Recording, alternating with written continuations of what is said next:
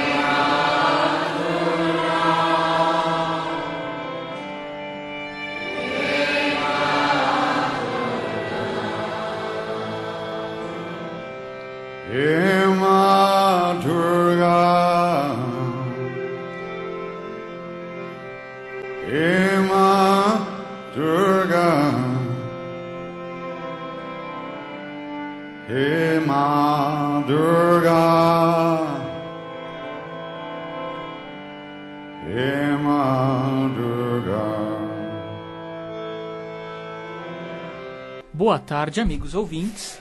Está no ar mais um programa Música e Mensagem. Nós fizemos a abertura do programa de hoje, eu coloquei só um trechinho. Prometo a vocês que toco mais vezes o Krishna Das. Aliás, o Krishna Das, ele vira e mexe, eu toco algumas faixas dele aqui no nosso programa, porque tem tudo a ver com a nossa linha de espiritualidade. Então, prometo que eu toco por mais tempo essa faixa numa próxima oportunidade, ok? Mas, fica aí nessa energia, mantém esse carinho, essa lucidez espiritual. Por quê? Hoje eu tenho um entrevistado e eu quero aproveitar ao máximo a presença dele aqui, por isso que eu não vou tocar a música inteira, para a gente poder aproveitar o nosso convidado de hoje. Bom, já que vocês estão aí curiosos para saber, hoje a gente vai dar uma paradinha na nossa série de cura energética, mas vamos continuar aprendendo sobre espiritualidade com o nosso convidado. O nome dele é Guilherme Romano. Eu conheci o trabalho dele através de uma pessoa que foi assistir uma palestra lá no nosso espaço, no Núcleo Vivência de Cultura Espiritualista. E aí eu vi que ele estava folheando um livro e me chamou a atenção. E aí eu peguei o livro da mão dele e falei, me dá cá que eu quero ver esse negócio aí. Comecei a olhar, falei, nossa, é muito legal esse livro. E aí então resolvi entrar em contato com o autor do livro, para poder entrevistar e ele falar um pouquinho do trabalho dele. Então eu sou assim, gente, aqui as pessoas que vêm no meu programa são pessoas que eu conheço o trabalho, por algum motivo vim a conhecer o trabalho deles, achei legal e chamo para cá, para compartilhar com vocês o trabalho deles. Então, o Guilherme Romano vai falar, nós temos pouco tempo de programa, mas ele vai falar um pouquinho do livro dele, A Eterna Dança Cósmica. Vai falar também do espaço onde eles desenvolvem os trabalhos espirituais deles, fica lá pertinho do nosso espaço. O nosso é na Vila Prudente, o dele é lá na Sapopemba, é na mesma região, são bairros muito próximos. Então, pega uma caneta, pega um papel, porque você vai ter que anotar o nome do livro do Guilherme e vai ter que anotar o endereço do espaço dele. Então, enquanto ele vai se apresentar, vai pegando caneta e papel aí. Hoje não vamos abrir linha para o ouvinte, tá bom? Nem teremos música, só para aproveitar o convidado. Obrigado, Guilherme, por você ter vindo aqui no nosso programa. Muito obrigado a todos, muito obrigado à Rádio Mundial mais uma vez. Obrigado, Vitor, pela oportunidade de apresentar nosso trabalho e humildemente colocar as coisas que os mestres nos ensinam através da sabedoria que dele sim é indelével, é grandiosa, e nós, como meros aprendizes, apenas transmitimos e tentamos aplicar todas essas coisas.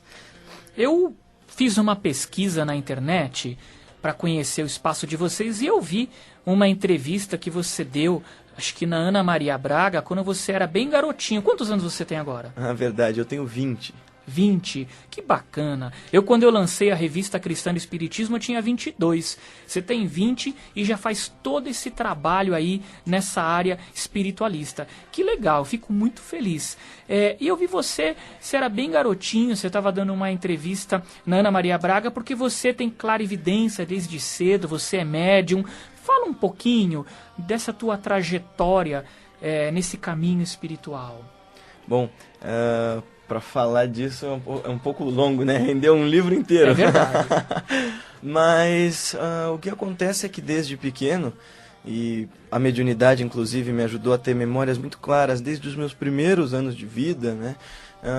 Eu tenho contato com espíritos, eu tenho contato com forças que muitas pessoas poderiam julgar inexistentes ou inexplicáveis, e ao longo de estudo uma série de fenômenos aconteceram, se desenvolveram novas faculdades mediúnicas, e quando eu tinha por volta de 13 anos, fui convidado, né, para participar do programa da Ana Maria Braga, junto da dirigente do centro que eu nasci e frequentava, e foi lá que começou essa minha exposição ao mundo mediúnico. Embora eu já tivesse o que eu chamo de crises, né, desde pequenininho, como todo médium, quando começa a descobrir a mediunidade, tem todos aqueles momentos chatos, né, de ter contatos com obsessores, com espíritos menos felizes, enfim, e de descobrir também como é viver a vida humana com todo esse paralelo com a vida metafísica. Eu acabei participando desse programa, e eu vou te dizer que embora hoje ele tenha forçado esse meu amadurecimento precoce, eu vou dar a primeira dica para mães, pais de médiuns: não exponham. Embora meu pai, por exemplo, fosse contra essa questão de me expor, todo o contexto da casa onde eu estava me incentivou a estar ali no programa, eu vou dizer: não exponham seus filhos. Ao desenvolvimento da mediunidade. Precoce, não só o desenvolvimento, mas também para a chamada de atenção para cima dessa mediunidade. Essa criança em questão deve entender que o valor que ela apresenta ao mundo é pelo que ela é como ser humano integral, pelos seus valores, pelo aquilo que ela acredita, pratica, e não pelos chamados dons, e que eu não vejo mediunidade como dom, mas as pessoas gostam de chamar assim, não pelos dons que ela tem, mas pelo que ela é efetivamente. Ainda mais porque nessa idade a gente é muito, muito vulnerável. E as pessoas, como você bem sabe, né, Vitor, gostam de um médium para fazer uma consultinha. É verdade, isso que você está falando, eu nunca tinha parado para pensar nisso. Vamos supor, não é o assunto do nosso programa, mas já que você tocou num ponto importante, deixa eu só fazer uma pergunta. No caso que uma família tem lá a criança e começa a manifestar a clarividência, ou mesmo a mediunidade diretamente falando aí, desde cedo, o que você recomendaria então, já que você falou de forma bem inteligente, né, o cuidado de se expor à criança, o que você recomendaria? Em primeiro lugar, os pais devem ser dotados de uma espiritualidade, ou de uma religiosidade. Não é necessário que seja uma religião, mas que tenham uma noção do que se passa, ou pelo menos mínima, do que se passa no extrafísico. Dessa maneira, eu acho que o primeiro passo é oração. Oração e valores que você ensina para a criança. Mediunidade tem muito a ver também com vaidade, afinal de contas os médiuns eles têm essa questão toda de uma aceleração mental, né, da mediunidade ela se dá por um movimento cerebral muito mais acelerado, então inteligência e mediunidade estão sempre ligados à vaidade. Então, disciplina é o primeiro passo para todos os médiuns. Aqui eu vou evocar o que Emmanuel disse para Chico, né? Das 3 coisas fundamentais que ele ia precisar para realizar o imenso trabalho que ele nos deixou aí realizado. Que é disciplina, disciplina e disciplina. Ter autodisciplina é uma coisa formidável e muito difícil. E para se ter autodisciplina, você tem que começar com valores em casa que te imponham disciplina. Então, disciplina no estudo, é disciplina na vida cotidiana, e disciplina para orar, para fazer suas práticas. As crises mediúnicas estão diretamente ligadas com o estado mental também da pessoa, com a abertura que ela dá para passar pelo problema. Obsessores estão em toda parte, inimigos, energias negativas, tudo isso está em toda parte. A questão é, como que eu lido com isso tudo?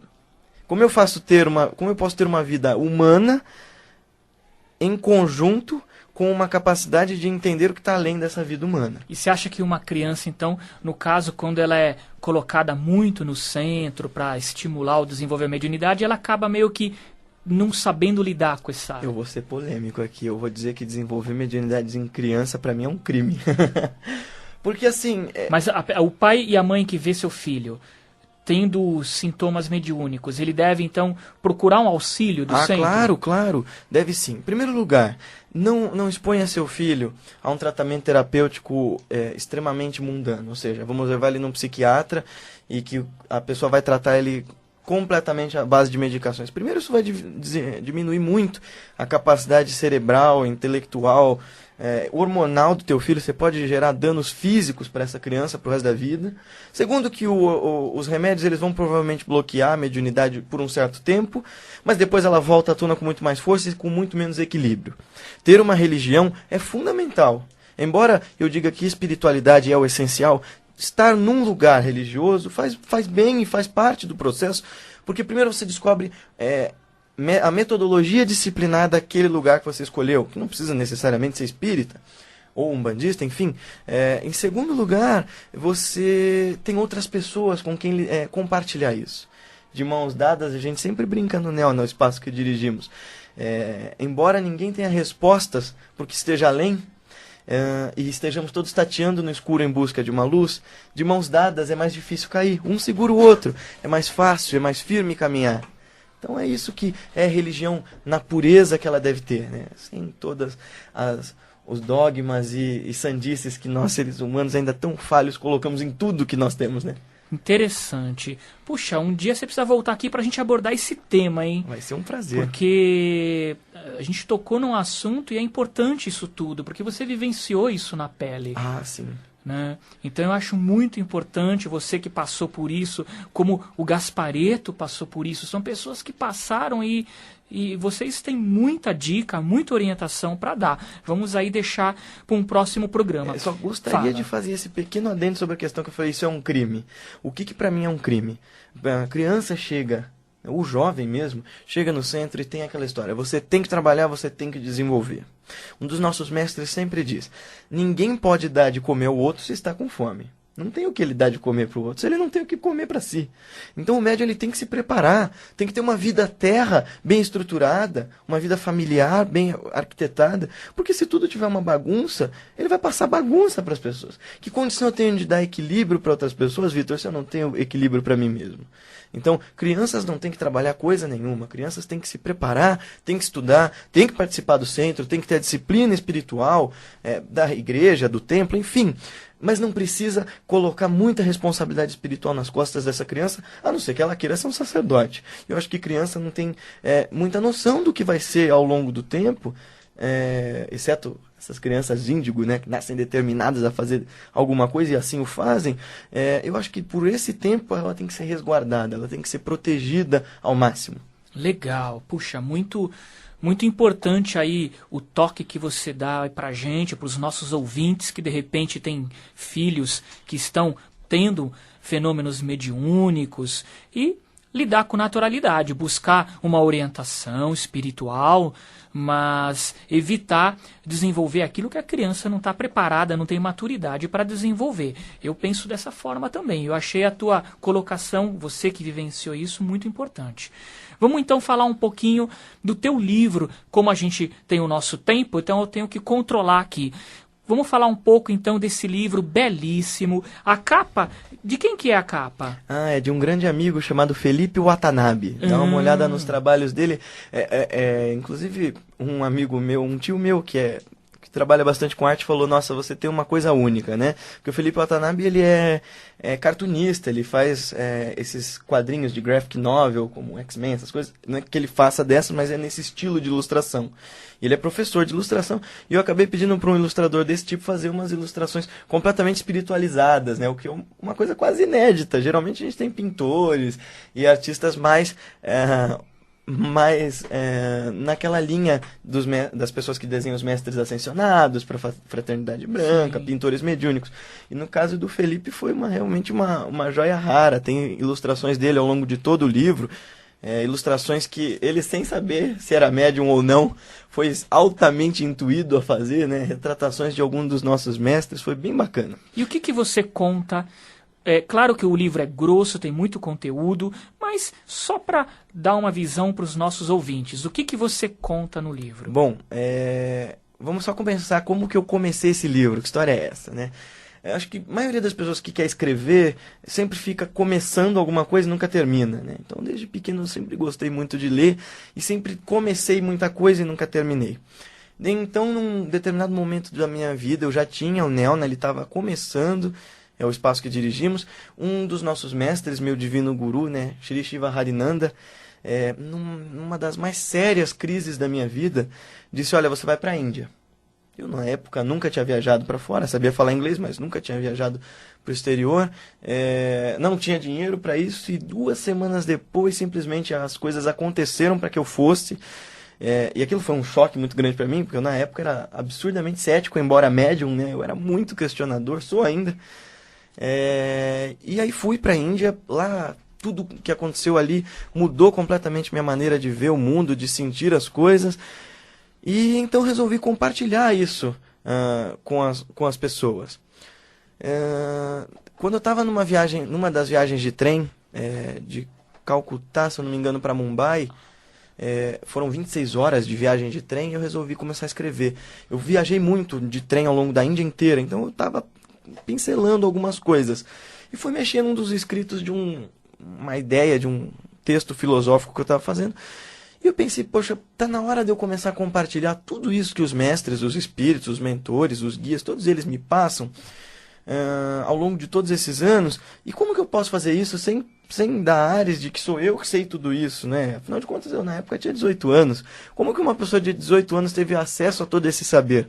Pensei, bom, eu vou usar de um pano de fundo autobiográfico e contar como foi minha trajetória, né, ao longo dos caminhos da espiritualidade, como que foram as minhas experiências em todos os âmbitos, né, em todas as religiões que eles me orientaram para passar, porque a partir do momento que eu saí do centro espírita de onde eu nasci e eu fui orientado a conhecer outros caminhos, eu já estudava muito de religião, teologia e filosofia, que é o que eu curso hoje na Universidade de São Paulo, e aí eu comecei a escrever esse livro e foi extremamente interessante, porque foi um processo muito bonito de autodescobrimento.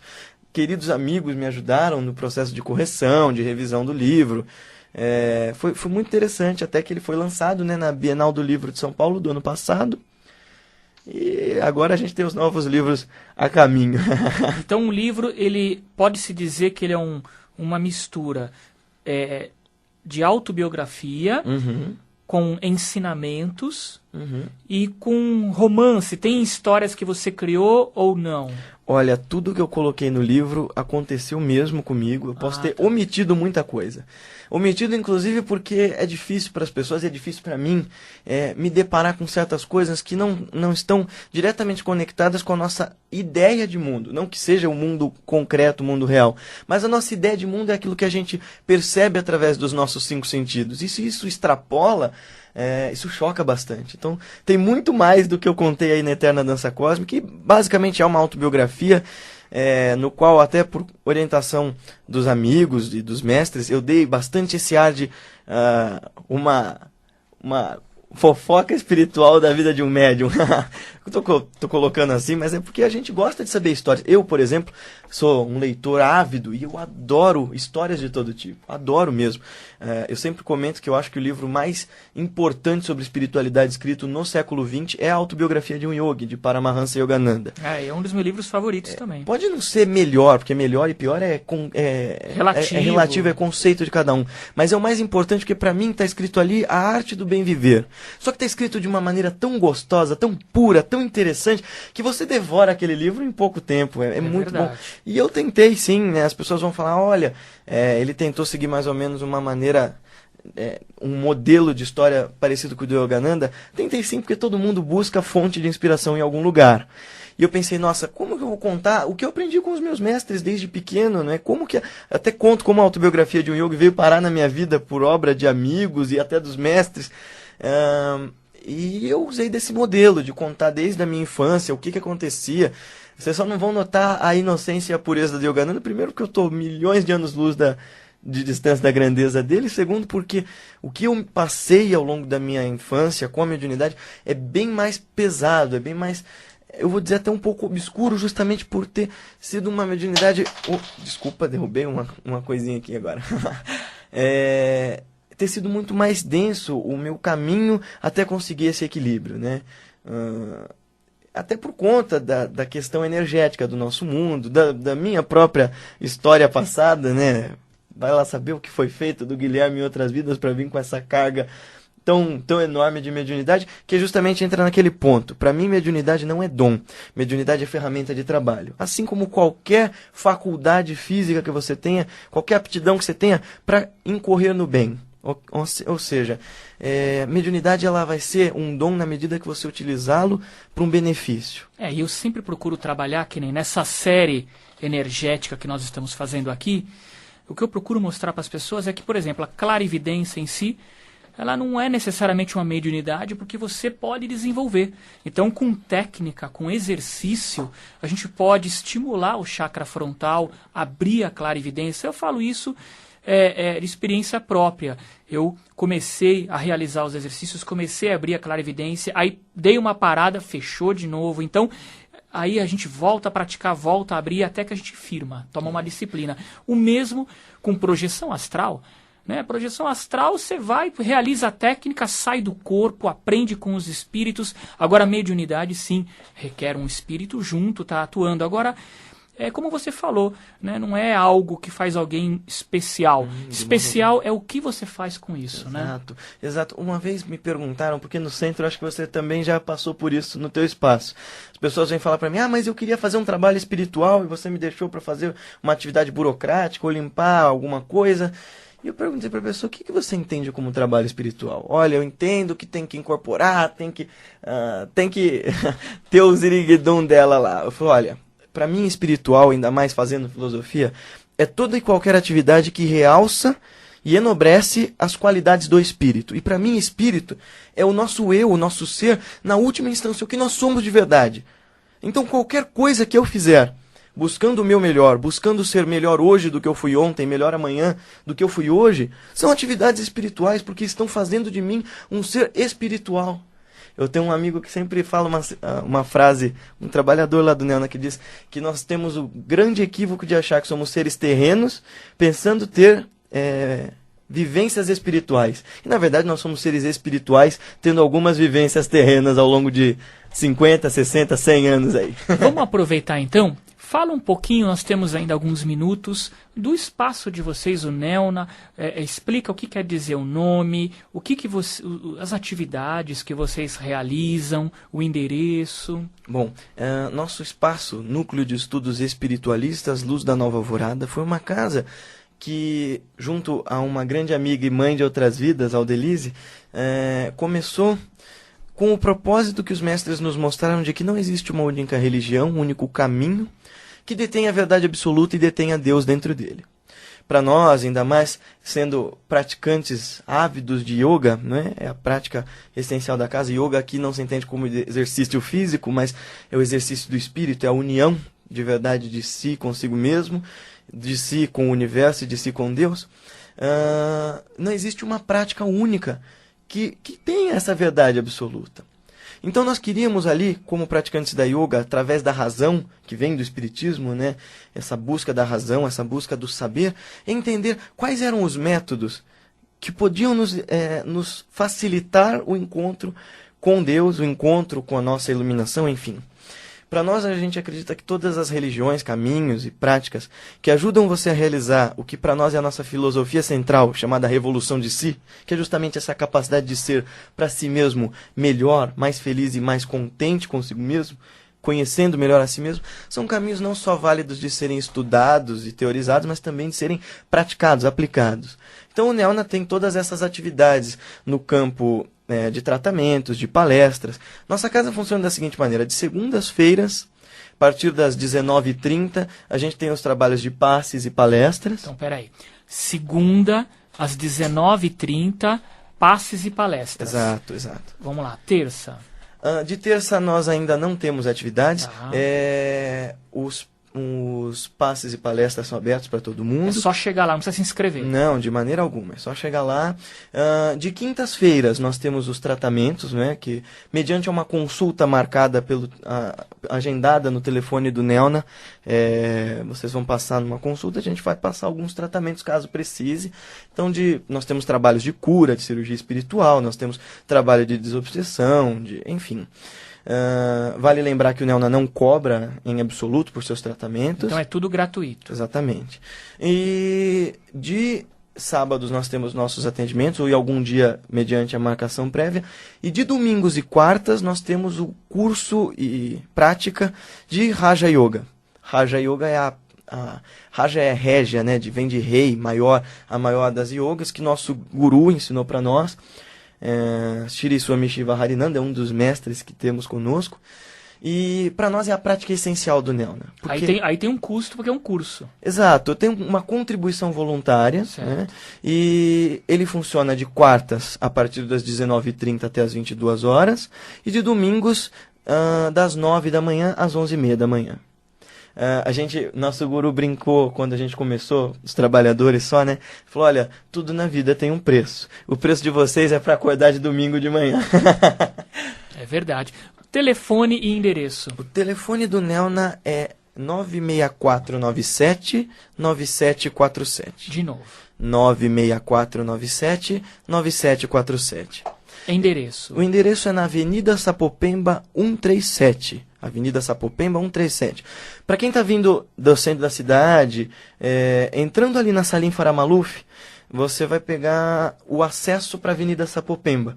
A Salim Faramaluf, a Avenida Sapopemba começa numa bifurcação da Salim. É bem ali no comecinho, é muito fácil de chegar. Bom, nós chegamos no final do programa. Diga. O curso é mais aconselhável que a pessoa conheça a casa, conheça as palestras, entenda do nosso trabalho e da nossa prática antes de querer entrar no curso. O curso é algo mais intenso para quem realmente quer criar métodos práticos, científicos e racionais de melhorar a si mesmo e de ser mais desperto. Então, quem quiser pode entrar em contato conosco através do nosso e-mail. Qual é? Que é neona@neona.com. Soletra o Neona. NEELNA. É mais fácil nos encontrar pelo Facebook. Então curtam nossa página no Facebook e lá vocês vão ter acesso a e-mails, a informações. Ali vocês vão receber os informativos semanais. Mandem seus e-mails através da página do Facebook para vocês receberem nosso newsletter. E o Facebook está com pontos, né? Então é n.e.e.l.n.a.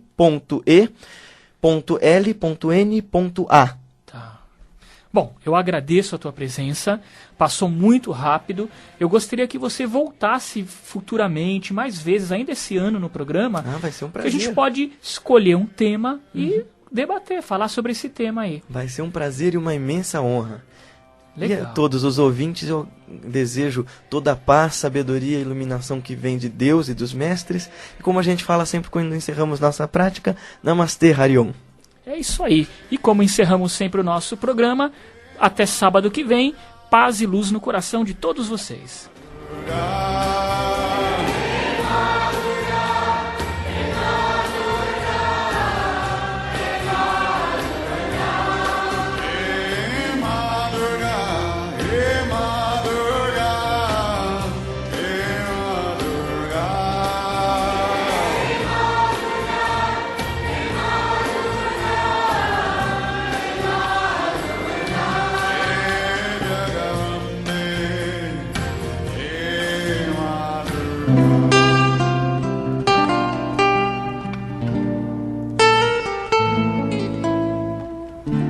Você ouviu na Mundial. Programa Música e Mensagem. O som que eleva a alma. Com Victor Rebelo. Olhe pra mim, preste atenção. Vou lhe contar uma história de amor.